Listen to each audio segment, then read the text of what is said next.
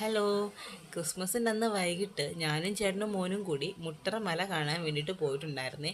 ബൈക്കിൽ പോവുകയാണെങ്കിൽ നമ്മുടെ വീടിൻ്റെ അടുത്ത് നിന്ന് ഏകദേശം ഒരു 10 മിനിറ്റ് പോലും തികച്ചെടുക്കത്തില്ല, അത്രയ്ക്ക് അടുത്താണ് നമുക്ക് കേട്ടോ. പക്ഷേ കല്യാണം കഴിഞ്ഞ ഇടയ്ക്ക് ഒന്ന് രണ്ട് തവണ ഞങ്ങളവിടെ പോയിട്ടുണ്ട്, പിന്നെ ഇപ്പോഴാണ് കേട്ടോ പോകുന്നത്. മോനുമായിട്ട് പോകുന്നത് കൊണ്ട് തന്നെ എനിക്ക് നല്ല പേടിയുണ്ടായിരുന്നു, അവൻ അങ്ങോട്ടും ഇങ്ങോട്ടും ഓടുമെന്നൊക്കെ ഉള്ളത്. പക്ഷേ എപ്പോഴും ഞാൻ ഇങ്ങനെ അടുത്ത് പിടിച്ച് കൂടെ തന്നെ നടത്തിയിരുന്നത്, അതുകൊണ്ട് വലിയ പേടിക്കാനൊന്നും ഉണ്ടായിരുന്നില്ല.